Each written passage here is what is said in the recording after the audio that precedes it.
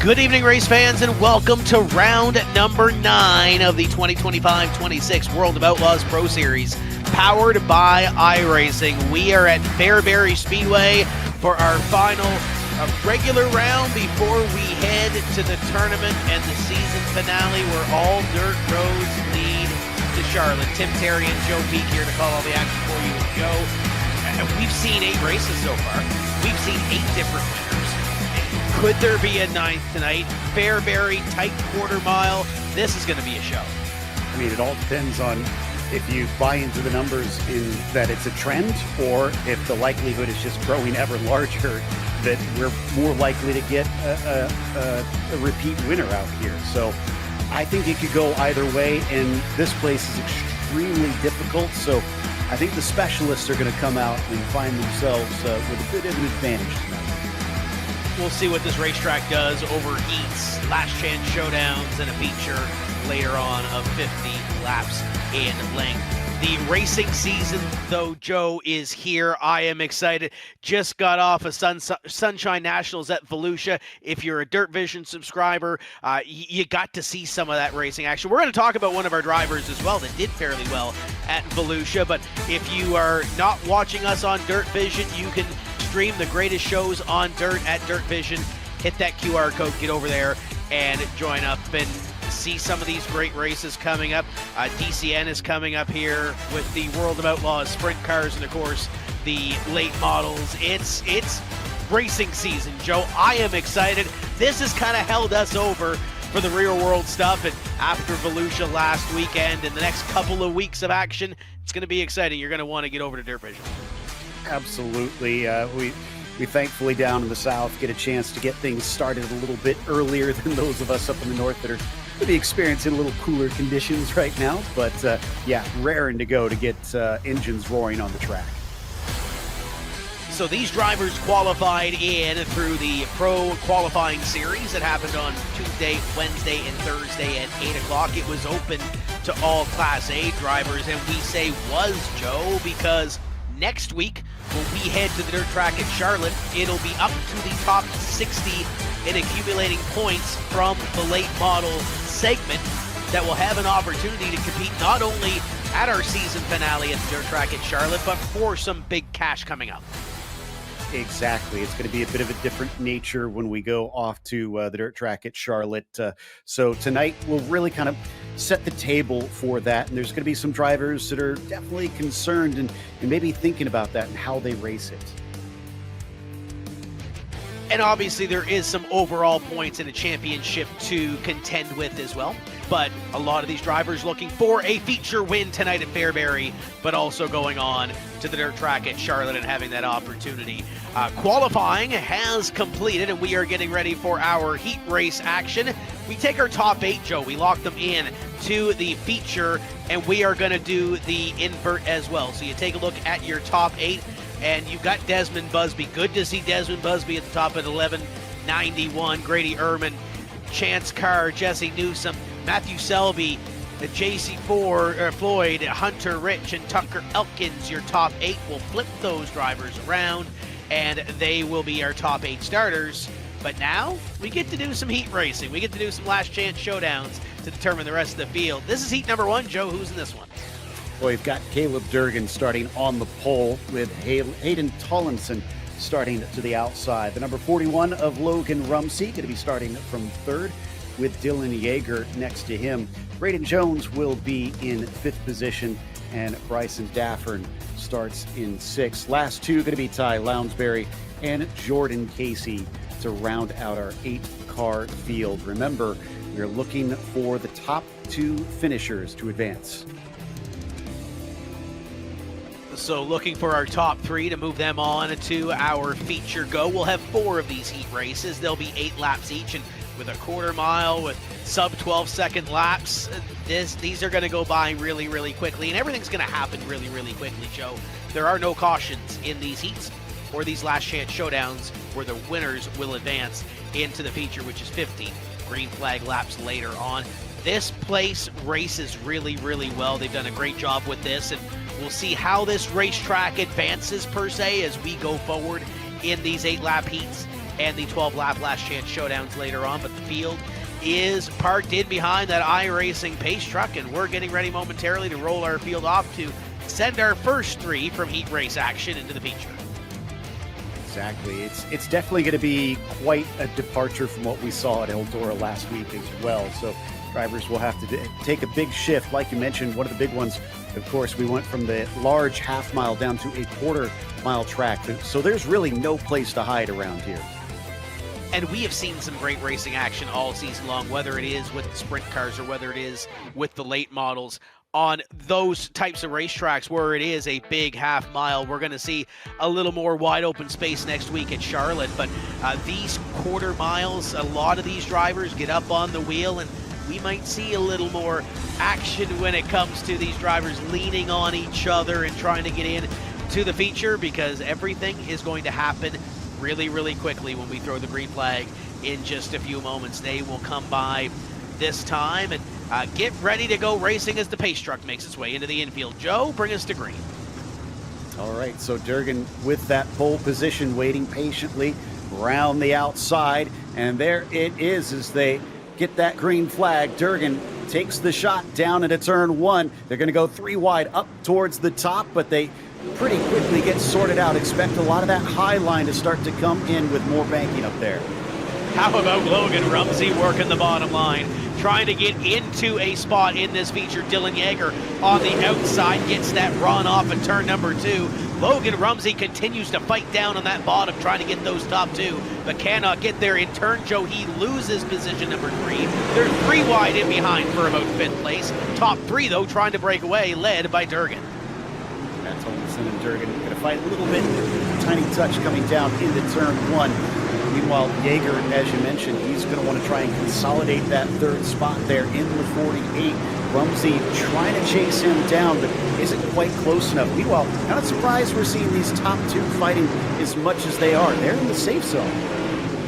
If they can get one more spot, though, if you're in the shoes of Hayden Tolleson, you can get up here and get 4 more spots essentially on the grid and move yourself a little bit closer. We have seen Tolleson get to the bottom here and try to make this move, but maybe easier said than done as Caleb Durgan continues to lead this field. 2 laps to go this time by, and look on the outside. That's Dylan Yeager trying to make a move, leaned it up against the wall on the outside, but Joe could not get there. We come to the white. I think a little bit of contact back there between Casey and Jones for a brief moment while Durgan continues to try and fight for the win. Tolleson down to the inside as they come to the checkered flag, but Durgan has the momentum off the turn. He's going to take the heat win.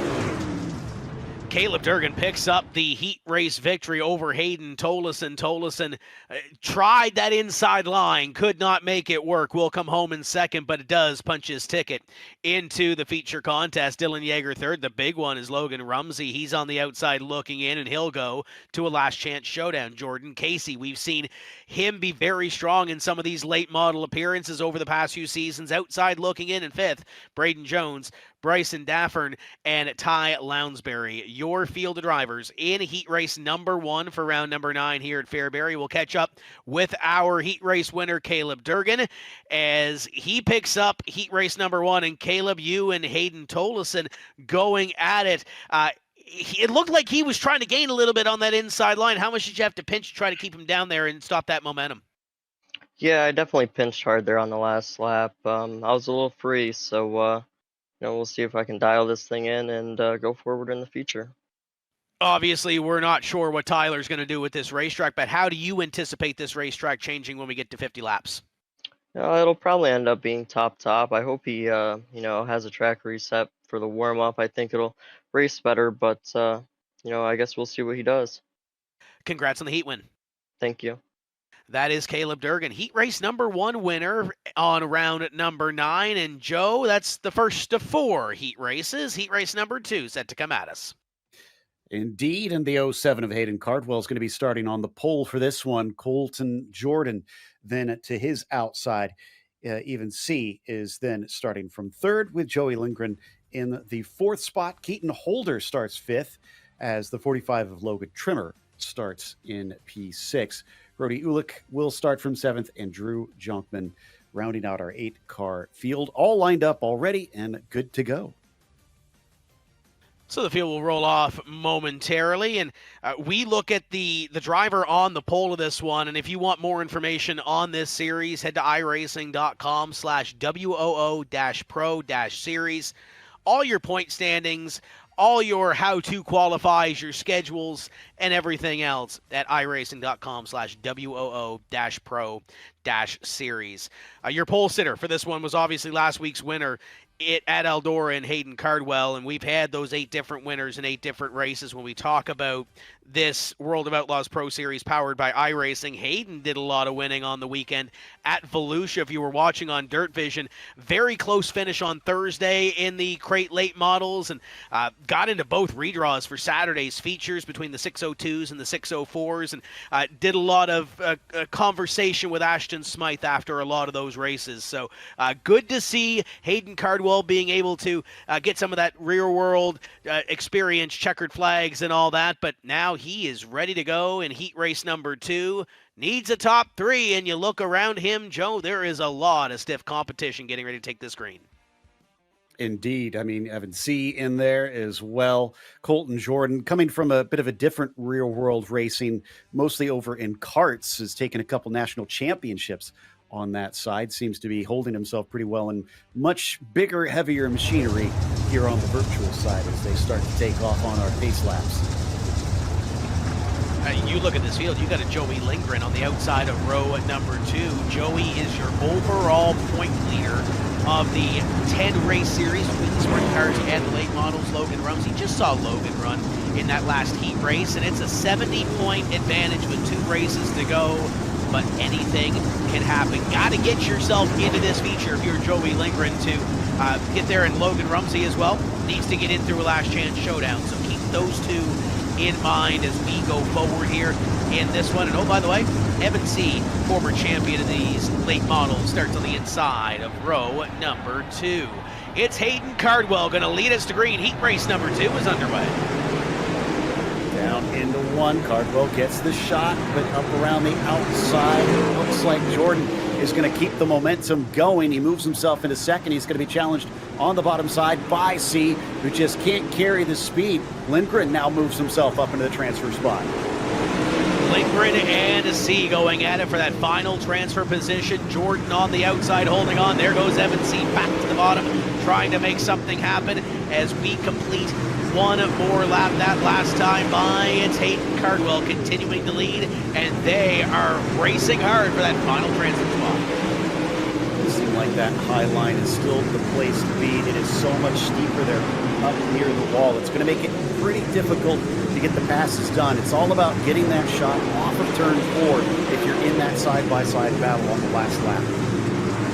Joey Lindgren is digging deep on the bottom, though, trying to make a little bit of insurance happen. He's got to get up here to Jordan and get one more spot and maybe move up a couple of spots when it comes to the starting grid here in just a few moments, but he is hot in the tire tracks. Down to the bottom goes Lindgren, looking at second and trying to get up there, a little slider, and Jordan to the outside now has coming into the inside. Holden saw that, and he's trying to pounce. In fact, he is going to be able to get through, and that moves him up to the transfer spot. A little bit of Uno reverse as there goes the 18th back in the 3rd spot, pulling the same slider. They are getting racy, but they'll come by this time to the checkered flag, and Hayden Cardwell has company, but not close enough. Hayden Cardwell picks up heat race number 2 with Joey Lindgren looking at the end, and then that transfer position. Oh boy, that was close, and we've seen it so many times. The difference in between transferring in to a feature contest and going to a last chance showdown. We saw Logan Rumsey going to a last chance showdown. Add Evan C to that list as well. So Cardwell, Lindgren, and Jordan are through. C, Trimmer, Jonkman, Holder, and Ulick will go through a last chance showdown if they want to compete in round number 9 here this evening at Fairbury. But want to talk about a guy that's been doing a lot of winning here the last little bit. Hayden Cardwell picks up a win in heat race number 2 to transfer in to the feature. You had Joey Lindgren looking. Did you see him back there? Yeah, he was pretty quick there. I knew I just probably had to protect going in the last corner there. We got some work to do. We talked last week. I said this probably wasn't going to be one of our best tracks, so we'll go to work here and see what we got to do. I'm not really sure how this race is going to play out. Then we got two options here. We either set up for the top and just send it, or save our stuff and ride on their bottom. We got some newer faces up front, so we'll see how they handle it. You're used to this, winning on Dirt Vision and everything else. How about the weekend of Volusia? Yeah, we were very fortunate enough to have the week that we had down there. So, definitely can't thank all the guys, Dirt Vision, World Racer Group, Dirt Car Race, and everybody that put that show on there. And very fortunate enough. And we'll look forward to going down there again. Hope we got success tonight as well. Congrats on the weekend and good luck in 50 laps tonight. Thank you, man. That's Hayden Cardwell, heat race number 2 winner. We've got 2 heat races in the books, Joe. We got 2 more to go. Heat race number 3 coming at us. Halfway there, and Tyson Banks is going to be starting this third one from the pole position. Blake Majulis is going to see if he can deny him a win. Mike Augustine starts from behind that top spot in third. J.D. Brown will begin in P4 with Bo Krebs in fifth. Then it's Blake Steele starting in P6. Only 7 cars going to begin on this one as Ethan Johnson will wrap up our competitors in heat number 3.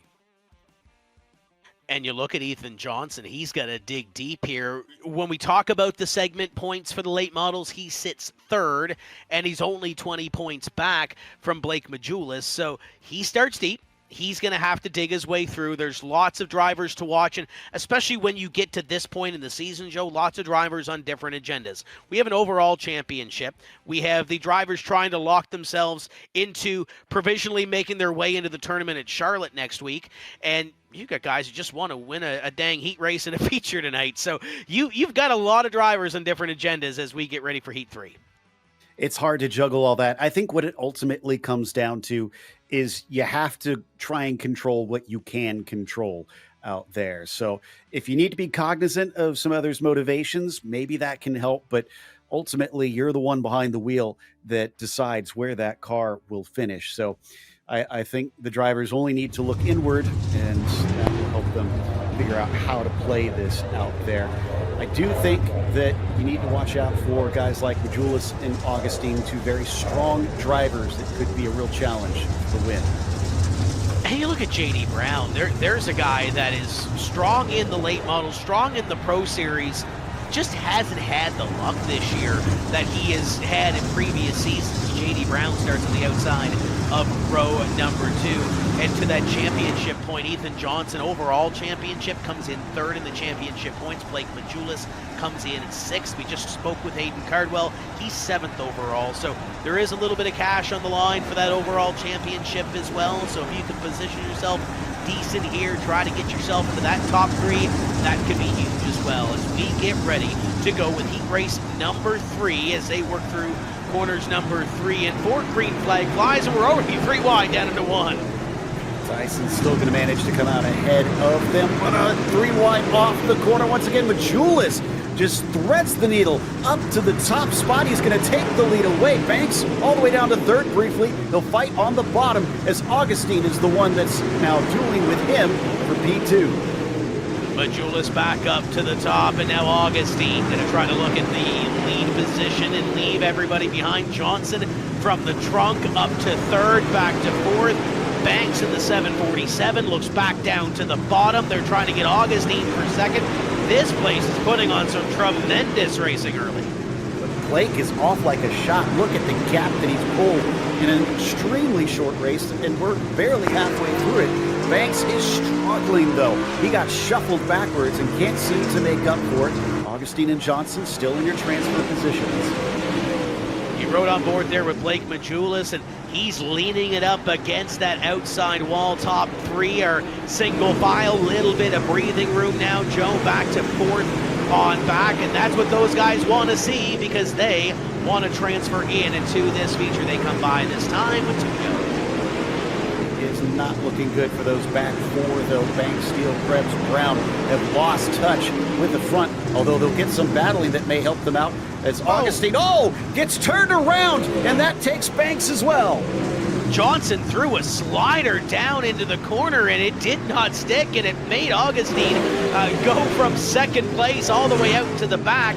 Checkered flag flies this time, and what may have to go back and look at that slider because Ethan Johnson made that move, and I'm sure there's going to be a few people not happy with that, Joe, but that's the way you got to do what you got to do to try to get up here, and right now it's Majulis, Johnson, and Krebs going to make it in to the feature. Brown, Steele, Banks, and Augustine from fourth on back go to an LCS, and that was something. That's putting it mildly. It was also tight across the line, too, with Krebs side by side banging wheels to try and take that transfer spot. So, yeah, it got feisty at the end, and we're only in the heats. What's it going to look like for the last chance showdown? Well, with all that happening, it happened all behind Blake Majulis in the 127. Blake picks up heat race number 3. And Blake, a little bit of action and excitement behind you, but car looked pretty good in that heat race. What do you got to do to bring it to the front in the feature? Yeah, going to have to make some moves early and just try and salvage what I can. It's going to be tough to get passing around this little bull ring, so hopefully we can get what we can and hopefully be up front by the end. Do we see this thing going to the top? Do you anticipate Tyler doing a little bit of work? What's the anticipation going into 50 laps in this racetrack? Yeah, I hope he does some work and widens it out a little bit, but I do see it being top if he doesn't reset it. So we'll see what he does. Congrats on the heat race. Thank you, sir. Appreciate it. That is Blake Majulis, and it's good to see Blake back here. Picked up a win earlier this season, heat race victory as well here at Fairbury. And Joe, let's take a look at what happened behind Blake, because there's a lot to unpack from that. Exactly. I mean, I saw that slider start to happen, thought, oh, that's interesting. He's going to go for it. Didn't think it would wind up the way it did, because he was extremely shallow under there. Look at this, just almost to the tires, all the way up, and then did not time it right, absolutely ran into Mike and just punched him into the outside wall, essentially. Yeah, the 747, it looked like was coming in to the feature and did not make it. But let's move on. Heat race number 4, and there's some big names here. Nathan Waddell definitely being one of those, starting from the pole position. James Edens to his outside, then sees Corey Roberts starting on the inside of row number 2. Brady Thompson joins him in the 4th spot. Tanner Pettit, another driver you got to watch out for there from 5th today. Aiden Price will start in 6th, and Gabe Elkins, the last of our drivers from P7 in the final race of our heats. This is it. If you want to get into the big show without having the stress, you got to make some moves.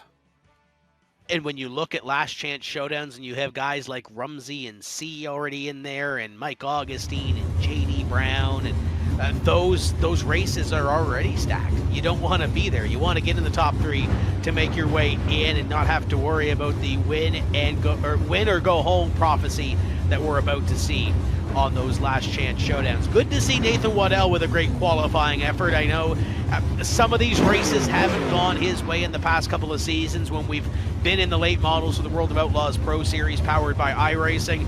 James Edens on the outside in the 52. Good to see that purple 52 car back at the racetrack. Some guys that have had really good runs in this series, just really nothing to show for it luck-wise, Joe. They start on the front row. Obviously, a lot can happen at 8 laps at Fairbury without the aid of caution flags, but we'll see what these two can do from the front. And let's not forget, starting from the front does not guarantee anything. Think back to Tyson Banks, who started on the pole in Heat 3 and then almost immediately lost it as well. You've got to be on your guard, I think, in these races. There's clearly drivers that are willing to get those elbows out. And you look back to guys like Tanner Pettit. There's a guy that we're kind of used to seeing run well on the sprint car side of things, but when it comes to late models, not necessarily his bread and butter, but trying to lock down a top 10 position in overall championship points. Comes into this evening 9th, chasing down a couple of drivers in front of him that aren't here, so that may help him a little bit, but he's still going to make it into the feature for the big points. Green flag flies. We're underway in heat race number 4, and look at James Edens already down to the bottom side. Nathan Waddell picks up the lead. Edens from the top to the bottom, back to the top, and he's battling 3 wide for second. 5 wide there through 3 and 4.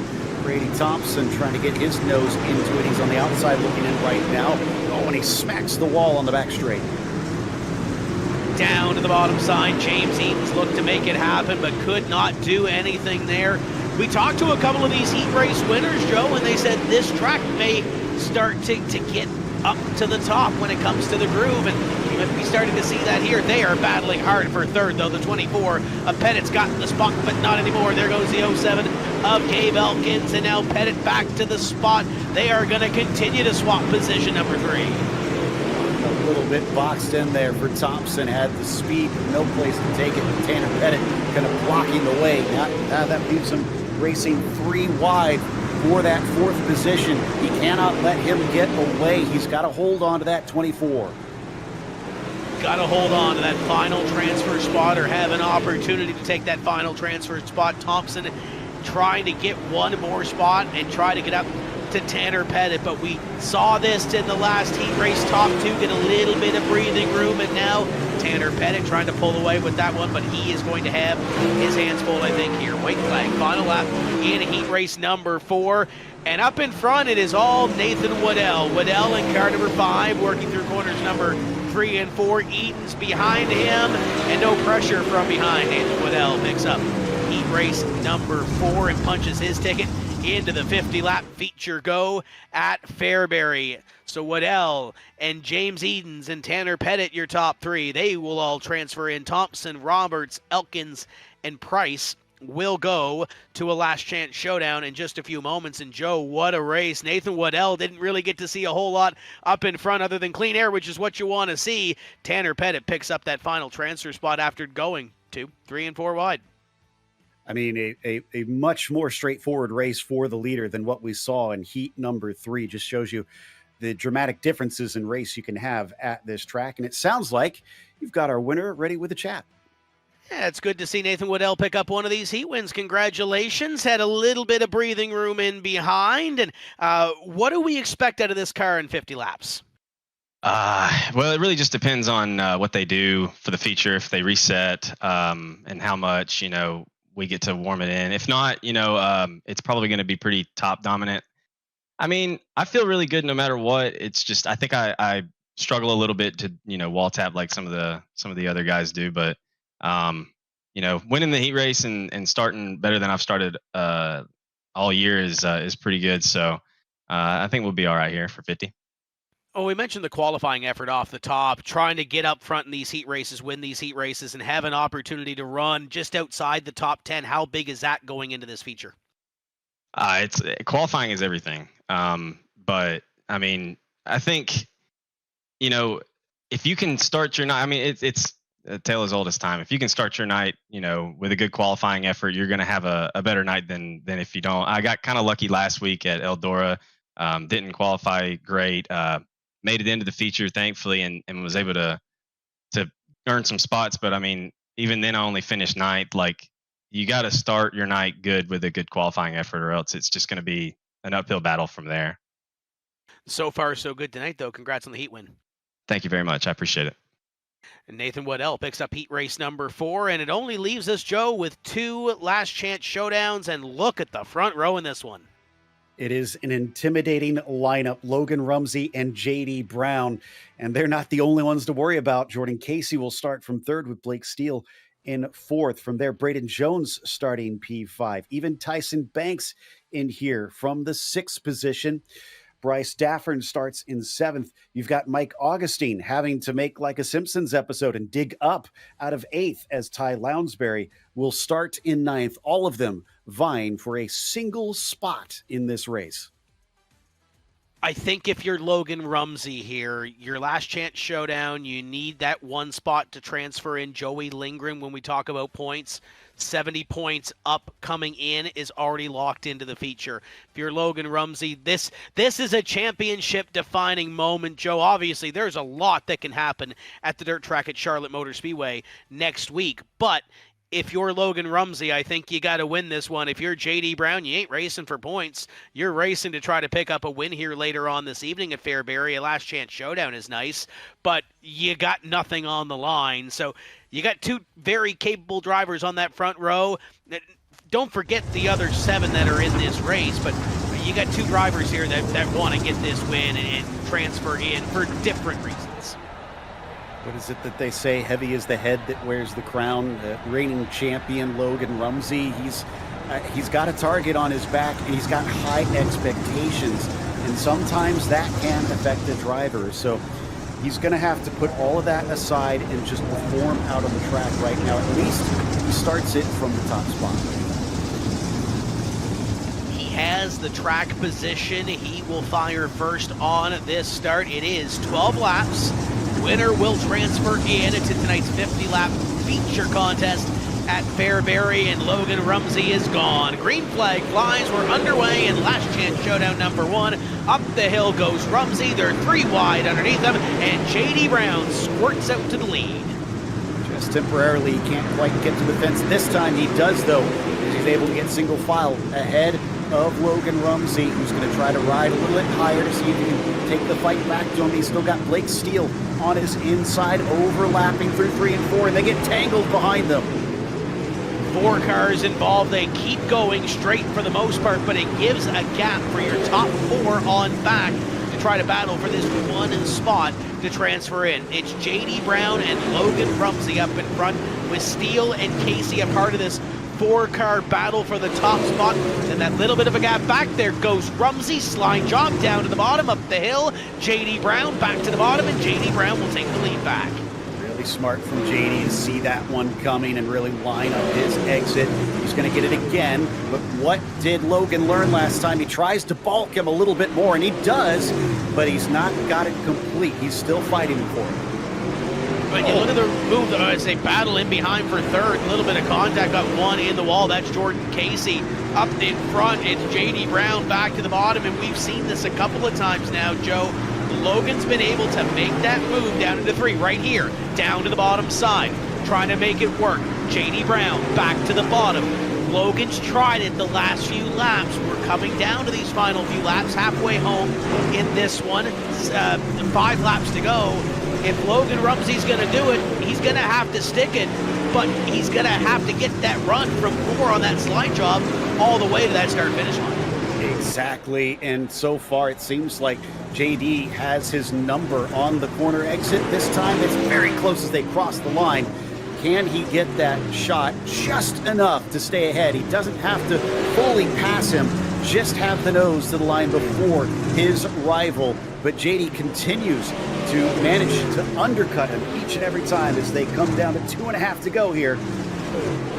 Logan Rumsey gives him the shot to do it as J.D. Brown's now underneath him, and that might be what he has to do to take this away, as Rumsey will lead this lap. Coming to the white flag, we'll see who makes the move here. You might have to park it on the nose in order to make it in to this feature. Rumsey up the hill, J.D. Brown to the bottom. It's a drag race to the line, and Logan Rumsey picks it up.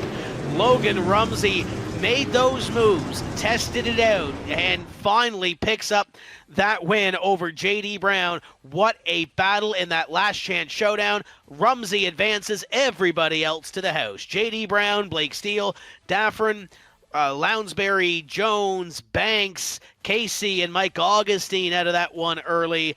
That is last chance showdown number 1. That was a show, and we're getting ready for one more. We're going to send one more into the feature on round number 9. And again, look at that. Evan C. Joe is on the front row. Not what you want to see if you're any of the other drivers in this one. Brady Thompson will start next to him with Logan Trimmer in the 3rd spot, and Corey Roberts starting from 4th. Drew Jonkman there in P5 will be joined by Gabe Elkins. Then in 7th, it's going to be Keaton Holder with Aiden Price in 8th and Brody Ulick in the 9th position. But again, if you're just joining us, this is the last chance showdown, so you have to finish first if you want to race any more after this tonight.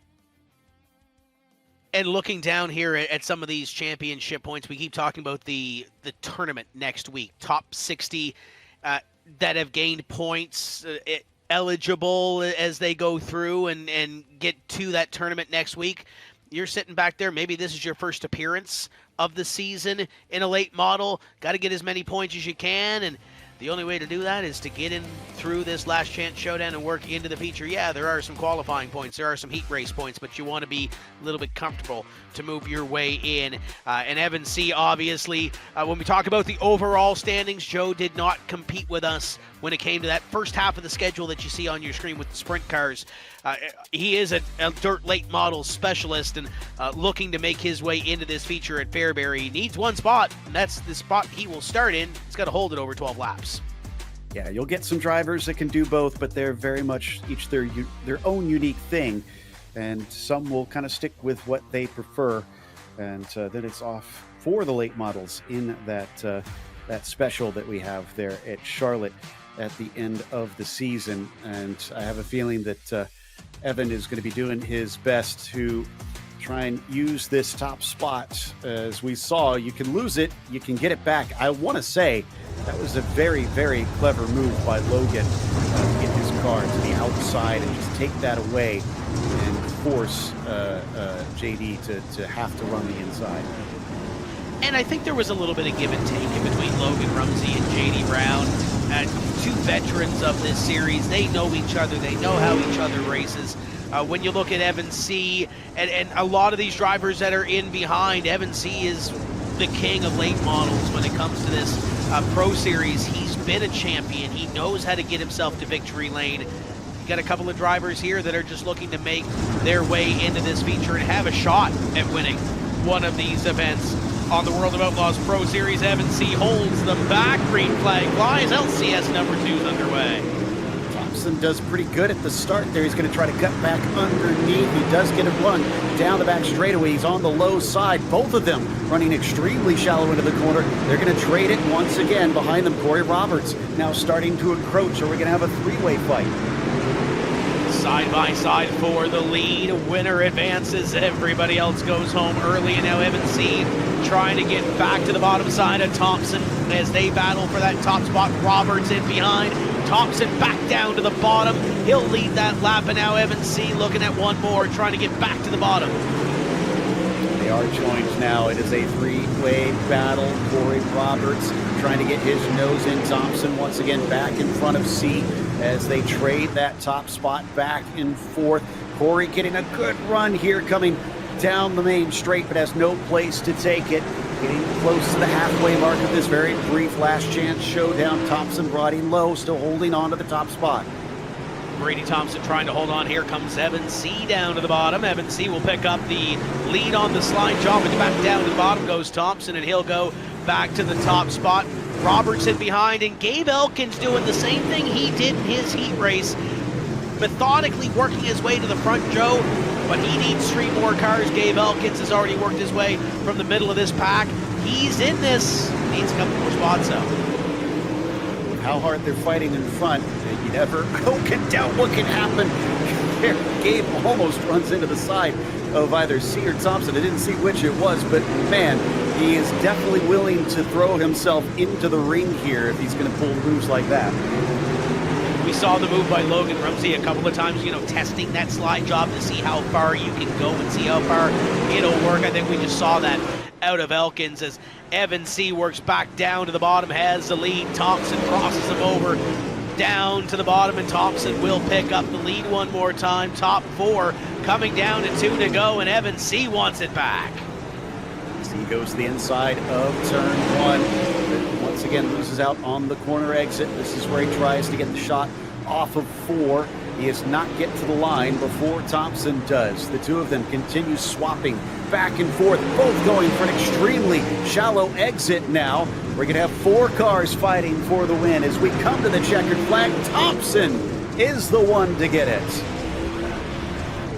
Thompson the one to make that last move. It's almost like a game of chess here, these last few laps, where you have to be the one to have that advantage on the racetrack, and it sends Evan C. to the house early. Corey Roberts, Gabe Elkins, Trimmer, Ulick, Jonkman, and Price all going to the house early. Brady Thompson advances. We now have our 22 cars that will contest 50 laps later on this evening at Fairbury, and that will happen momentarily. Don't go away. We'll be right back.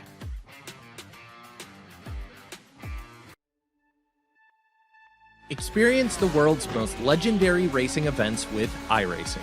iRacing special events allow any member to compete in full-length multiplayer races based on some of the biggest events in motorsports all year round. Compete in virtual endurance races, such as the Daytona 24, Spa 24, and the Nürburgring 24 Hours. Take on some of the toughest races on the NASCAR schedule, such as the Daytona 500.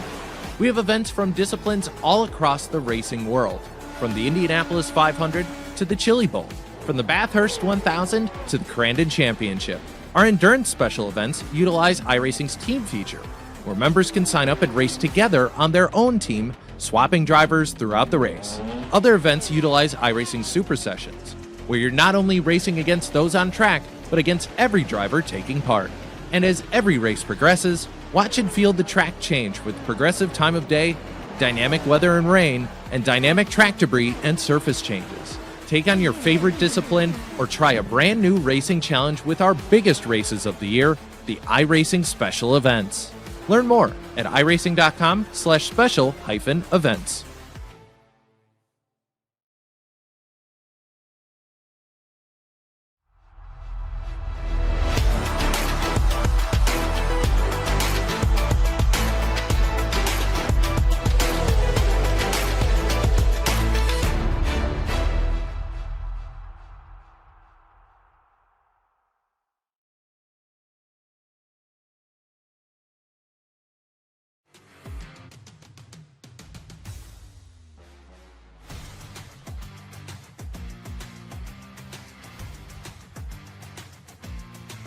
Welcome back to Fairbury, and Joe, we have a complete track rework after the heat races and the LCSs.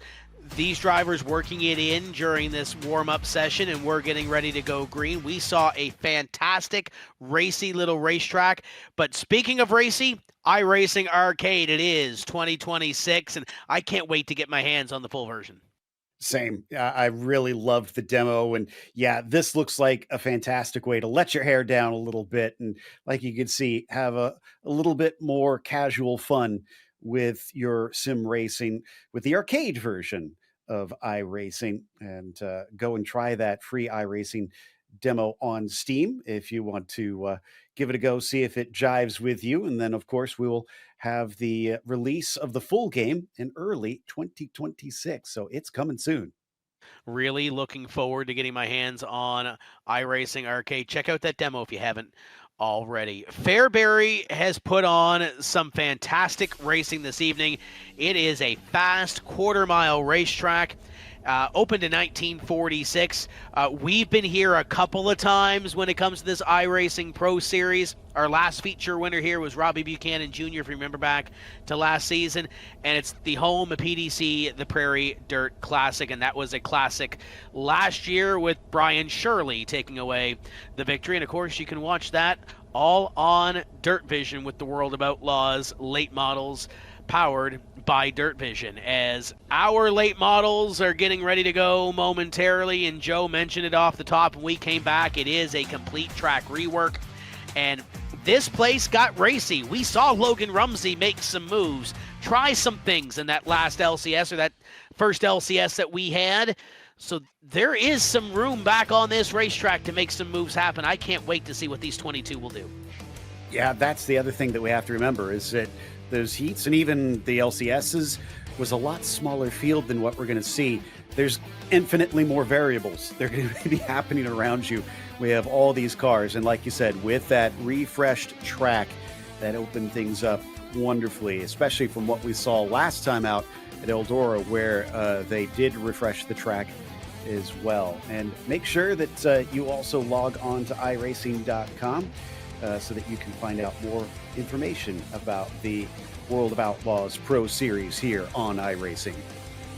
I think the biggest thing you're going to want to do after this evening is check those point standings, because your top 60 eligible point drivers from segment 2 in the late models are going to be eligible or potentially eligible for next week's race at the dirt track at Charlotte Motor Speedway. And there's a lot of big money on the line, Joe, when it comes to that tournament next week. So get over there after this race. Make sure you check those point standings and see if your favorite driver made it in provisionally to the tournament at the dirt track at Charlotte Motor Speedway. Our season finale, it's hard to believe, is next week here on a Monday night. So be sure you are here to join us. We've had some fun on Monday nights this season. And I think we're getting ready for one more fun one as well, as the warm-up has wrapped up. 22 cars start to grid.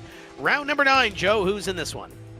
Tucker Elkins gets regrid on the pole as Hunter Rich starts next to him. J.C. Floyd will then start from third. Matthew Selby in fourth. Jesse Newsom, P5 for him, with Chance Carr starting in the 6th spot. And it's Grady Ehrman in P7. Desmond Busby, who was our quickest in qualifying, regrids down to 8th.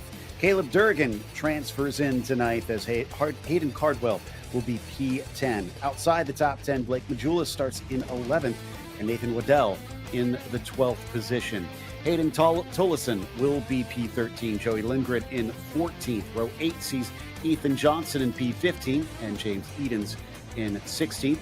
Dylan Yeager able to make it into the big show in 17th. Colton Jordan in 18th. And Bo Krebs managing 19th. Tanner Pettit, the last one to get through on those regular ones in 20th, with Logan Rumsey sneaking in from the LCSs in 21st, and Brady Thompson, the last driver to line up in P22. 22 cars around a quarter-mile racetrack. It's gonna get busy. We have seen some really good and clean races out of this series on these short tracks and on the bigger racetracks like we saw with Eldora last week, where there's a little bit of room to move. And we've also seen some late race cautions. We've seen some heroics out of those drivers. And there's lots to unpack here as we go forward over 50 laps. I think the biggest thing that we have to watch, especially for those that are following that points grid, following the championship, Joey Lindgren starts in 14th this evening, and Logan Rumsey is on the final row in 21st. So there's a little bit of a gap in between. Lindgren came in 70 points up, and I'm sure there's going to be some changing as well as we go through, not only from qualifying, where Lindgren probably picked up a couple of points, to where we're going to see the feature end, but this field will roll off. And the downside, I think, Joe, to Logan Rumsey's qualifying effort is that these leaders are going to be seeing the back half of the field sooner rather than later on a quarter mile. Exactly. It's going to become a conveyor belt before you know it. And on top of that, he's having to work his way past all those cars. So time is going to get eaten up quickly. I have a feeling he's going to be one that might actually hope for a couple of yellows to help bunch things back up for him. I like that race control, Tyler Hudson telling these drivers to be careful and give an extra foot on the start to get a lap in. Give and take, patience early in this one. Pace truck is off. Round number 9 at Fairbury is underway. We're green flag racing for 50 laps and down into turn number 1. We'll see how much patience these drivers have as they fan out 2 and 3 wide. Lap number 1 are going to be completed this time for Tucker Elkins. Pretty good so far. Elkins definitely got a great shot off into turn 1. He's been leading since the green. Rich following him, still fighting with Floyd. And it looks like now they have Selby joining in the fray. And a little bit of a go at the lead from Rich and Floyd. They continue to go at it for that top spot. Floyd down to the bottom. You ride on with Jesse Newsom just inside the top 5. And you get to see the, oh, hello, up the racetrack, up and over. That was not pretty. Caution flag is out. Well, we do see that from time to time at certain tracks. This not usually one of them. And you got to watch out for those tractor tires, because much like in real life, they are very planted in there. And this one, though, they have absolutely no give. And that's why we saw Brady Thompson, or was it Brady Thompson that went over? J.C. Floyd. J.C. Floyd, that's who it was. Unfortunately, finding the dirt on the wrong side of the tires. And you look at these Ute tires in real life, 95% of the time, if they're filled with concrete or what have you, they're not going to give. We are on iRacing. We can guarantee you those Ute tires do not move. We'll take a look at the replay here, and what a tough break running for the lead, and Floyd down to the bottom, and a little bit of damage, I believe, for our second place driver, maybe a glancing blow, but the good news is that we're on the sim. Driver is okay after that wild ride, and we're going to get ready to re-rack him and restack him. Double file. Pace truck is in, and Tucker Elkins is going to be your control car. So a quick start to this one, 4 complete this time. We're back underway. It wasn't cars tangling with each other that caused the yellow. Interestingly, is Elkins and Selby very close on that restart. Now it's going to be Rich to the bottom in the 33. No dice for him. Elkins still leads. Little contact between them. They fan out 2, 3, and 4 wide in the middle of the pack. It's Rich to the lead, slides up the nose of Tucker Elkins. Elkins back to the bottom as they go at it. Carr is moving in, Selby's moving in. They're all racing for the lead up in front.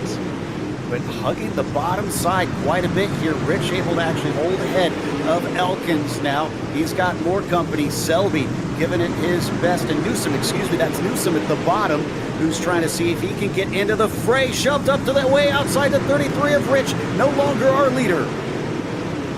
And they are going to continue to swap this lead back and forth. 3 wide. Elkins through the middle, going to take the lead back. Working that outside. We saw these drivers look at the top line for most of these heats in the LCSs, but look at the multi-grooves in behind. 2, 3, and 4 wide still. This is a lot more varied than I was expecting, if I'm honest. Elkins still leads. Newsom now going to give it a try and see if he can fighting him down into the first corner. My goodness, 5 wide in some cases. That's Hayden Cardwell on the bottom. And I believe Caleb Durgan on the high side in the second back. And back up in front, Newsom has the lead, but Tucker Elkins has been pointing that car high and low. 3 wide down to the bottom is Rich trying to make it happen. Elkins stuck up to that outside. Newsom continues to hold court up in front. These 3, I think, have it figured out up in front, Joe, but everybody else still fighting for something on back. Got to give Rich credit for getting back into that so quickly. He just kind of was understeered upwards almost into the outside wall after he got a little bit of a hip check, and somehow he remains in that 3rd spot, back and forth between Newsom and Elkins for the lead. Newsom down low, up underneath. Elkins takes the spot back, at least temporarily. Continuing to go back and forth. You're right on board with Hunter Rich going to the middle now, or at least trying to get to the middle. It's now the bottom. In the middle is Tucker Elkins. He comes out with the lead, goes up high. Rich lets it drift up at a turn number 4. Elkins back to the bottom side. What a race. And Durgan suddenly in the mix as well. In 4th, fighting with Newsom to try at least take 3rd away. Laps are ticking down quickly, as you'd expect around here. So they're going to have to position themselves soon to try and figure out how they want to play those last laps like we saw. That can have a big factor at the very end. Top 4 have separated themselves. Dylan Yeager's trying to be a part of this as well. As you see down to the bottom, Durgan picks up a spot, or tries to pick up a spot, falls back to position number 4, now back to the bottom. You see that flash of red in the 48 of Dylan Yeager. Durgan is working the bottom. He picks up position number 3. So going to try and cut him back on that one as they come down into 3 and 4. Does not work. Durgan still in that 3rd spot. Because of them battling, you can see Elkins and Rich starting to stretch away. Trying to get away from this pack. We are closing in on the halfway point in this one. Top 5 single file right on board with Tucker Elkins looking back to the rest of this field. And these drivers, I think after the first little bit of the calamity, the sense of urgency, Joe, these drivers up front have kind of found their footing until they reach lap traffic here in a few moments' time. But for Tucker Elkins in the middle, on the outside, and now you get back to the top single file as Rich begins to look just a wee bit down to the bottom. Clatter of the outside wall through 3 and 4 from Elkins. That slowed down his momentum. This allows Rich to try and tuck underneath. He does get by, but Elkins is wise to it. Back to the top spot once again. They continue to battle. We've got battles throughout this pack. Down to the bottom goes Rich one more time. Look at that run down to the bottom. Cannot get there on Elkins. Elkins changes his line a little bit up the hill. Got that slider, got that right rear from Rich into Elkins, and it allows Caleb Durgan to the lead. Oh, and even Rich now, he's going to capitalize on it. Where did he come from? Top spot for him. 3 wide sliders as they come off 3 and 4. Durgan back up in front, at least for now. Elkins seems to be a little bit put off by that nudge, as now it's Rich and Durgan that are trading. Durgan picked up the win in the first heat race earlier today. It just goes to show that this racetrack, you can make some moves, and Durgan has one made on him as Rich back to the lead, almost street wide. Durgan points it down to the bottom and looking for that top spot one more time. Caleb Durgan will take it. Rich back down to the bottom. Great run off of 2 there by the 33. Durgan still following closely, doing his best to try and figure out how to get this move to stick. Behind them, Elkins now struggling. Oh, what a problem for the 17. He catches it off the corner, but he's all out of sorts. Durgan back up the hill in front of Elkins. Will lose those 2 spots one more time and allows Rich to pick up the lead and a little bit of breathing room, but Jesse Newsom trying to shake Tucker Elkins. Elkins looking back to position number 2. It's closing in. Ethan Johnson. You remember Johnson started tail in his heat race earlier tonight. He's up to 5th. While these 3 are fighting amongst each other, Rich is gone. It's nearly a second up the road over them. Still fighting for P2. Newsom ahead of Elkins as Caleb now tries to send another slider, and that doesn't work. The 2 come together. Newsom and Elkins tipping each other into 3. Durgan and Johnson trying to get on the podium here late, trying to find a way around these 2. Down to the bottom side goes Newsom. He picks up 2nd, and here comes Durgan way down to the bottom on the slider. Will lose 2nd place. Newsom will move to 2nd. Elkins back to 3rd. Johnson to 4th. What a race. I could not tell you who is looking good for this P2, but I can definitely tell you that Rich has things in his hands right now. It's his race to lose as Johnson and Elkins and Durgan all fight for P3. Looks like Newsom has managed to separate himself. We're looking for a 9th different winner on this series. Blake Majula sits in 7th. He's looking to become the first repeat, but he's got some work to do, and the sand is going through the hourglass. 38 complete this time by for Hunter Rich, and they are closing back in just a little bit, but he needs a little help. He needs a lot of help at this stage as they come around 3 and 4 once again. The 11 right up the hill. Durgan easily able to cut back on him for that one and is able to take that 3rd position. Johnson still trying his best. I wonder if Elkins, with that contact he had, has upset the handling of the car. Look at how far back he is now. We've seen that track position, the invert, work out really well for some of these drivers, but Tucker Elkins did not get the heat race, didn't get the LCS to try to feel out this race car and this racetrack, but again, that little bit of damage might be hindering him, falling back to position number 5, and look at this battle for 4th as they continue on. Ethan Johnson looking to make something happen, tries to throw the slider on Durgan. It does not work.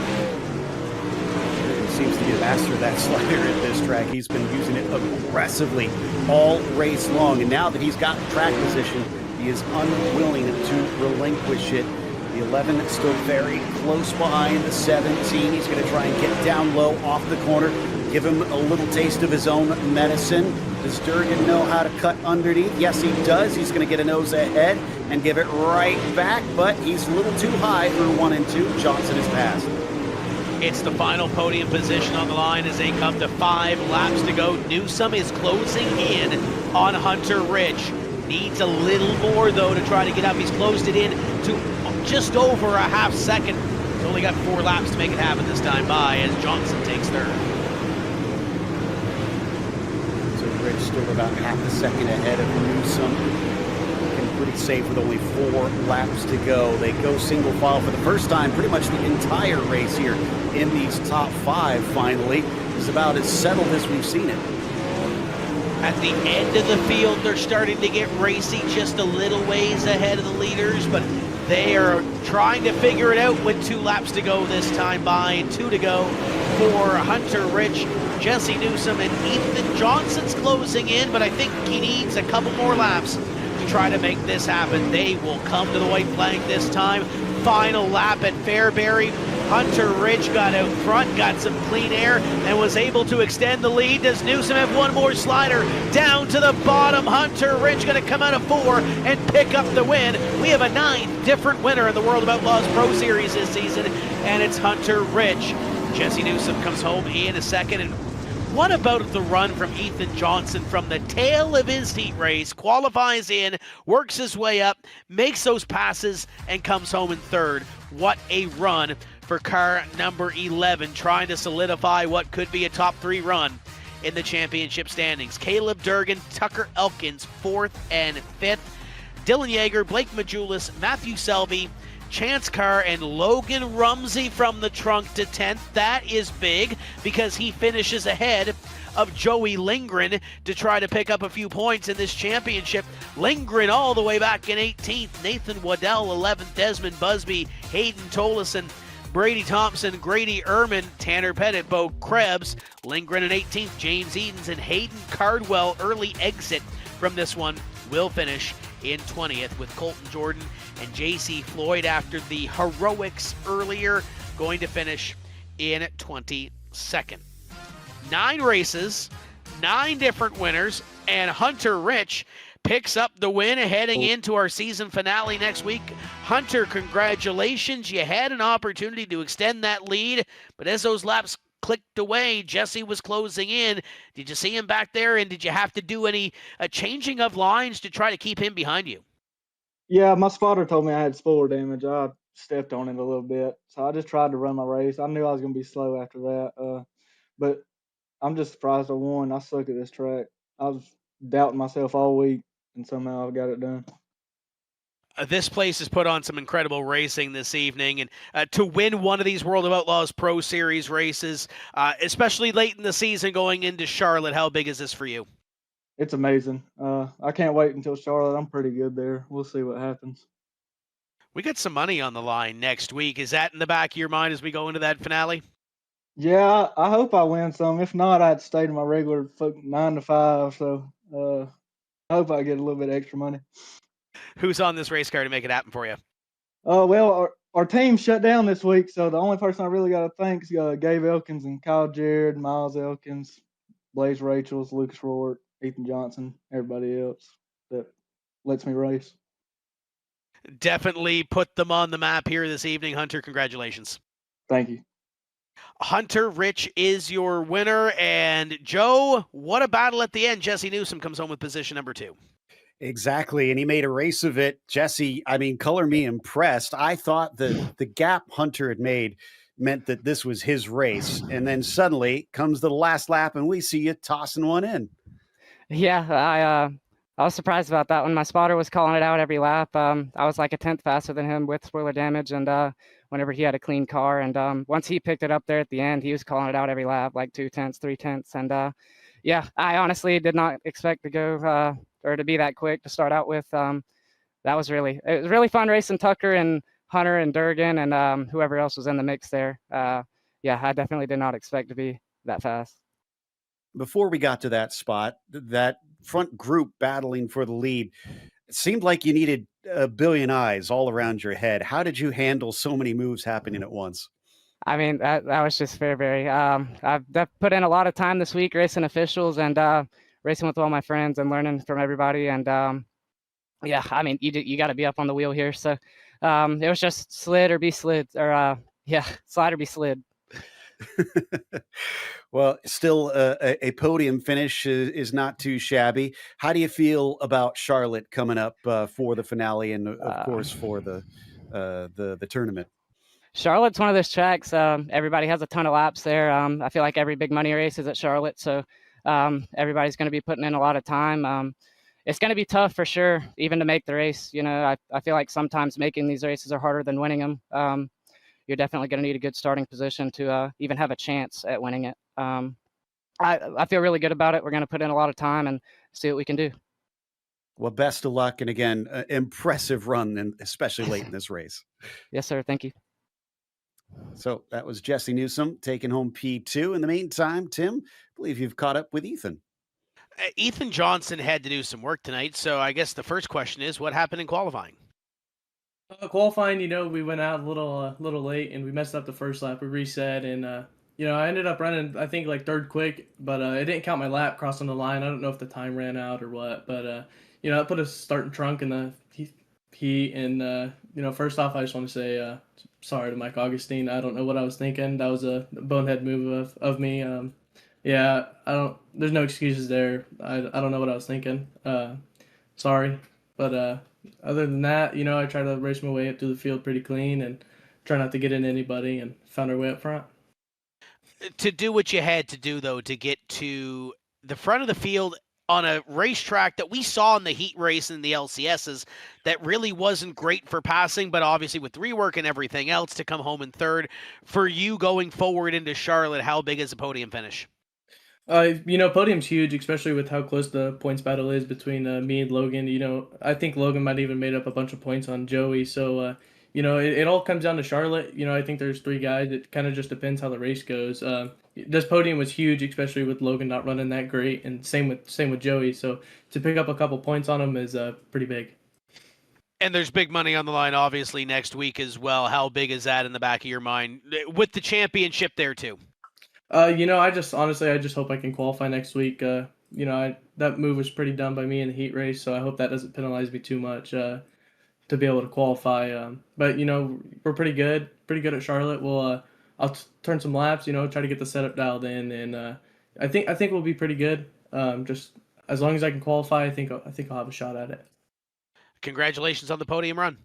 Thank you. Can I thank all my sponsors? I got to thank Jordan over at Free Speed. Everything he does for me. We ended up trying something for the future, and worked out pretty good. I got to thank everybody over at Cocky Floyd, Sim Rap Market, Tanner Pettit Racing, Solon's Transportation, Big Tim Race Wraps, and everybody else who helps me. Thank you guys. That's Ethan Johnson coming from, as he said, in the trunk in the heat race all the way up to a podium finish. At the end of this one, comes home in third. Now, he talked about these overall points, and Joe, this is where they sit. Joey Lindgren leads by 48 over Logan Rumsey. It was 70 coming in, so quick math, he made up a little bit of points, and if something happens next week with Joey in the tournament, there's up to 60 cars, 60 drivers in that. Logan Rumsey could very well make a challenge. Ethan Johnson, 90 points, very long way to go, but who knows what can happen. Then you look back to guys like Blake Majulis, Dylan Yeagers in the top 5 now, Hayden Cardwell, and then a couple of those sprint car guys, and Forrester and Kenny Hoffman and Alex Bergeron in the top 10 with Tanner Pettit making his way up there as well. And we'll take a look next week when we look at those segment 2 late model points. Those are going to be close too. So lots to fight for next week with only one more round to go. So the pressure is on. And of course, if you missed us chatting about it, the dirt track at Charlotte is what hosts that. And it's going to be a tournament format instead. So different from what we've been doing. And there's going to be some other motivations for various drivers on the circuit. That'll be February 2nd when we return for that at 8 p.m. Eastern. Season finale, cash on the line, championship on the line. If you were here for our sprint car tournament, you saw some electricity and a lot of action around that race trying to get a little bit of that cash money at the end of this one. All dirt roads lead to the dirt track at Charlotte, and we are in for one doozy next week for our finale. 9 races and 9 different winners. Congratulations to Hunter Rich, our winner from Fairbury. We'll do it all again next week to cap the season off at the dirt track at Charlotte Motor Speedway. On behalf of Joe Peak and our entire iRacing broadcast crew, we will see you next Monday at Charlotte. Until then, keep the hammer down, and we'll see you at the track.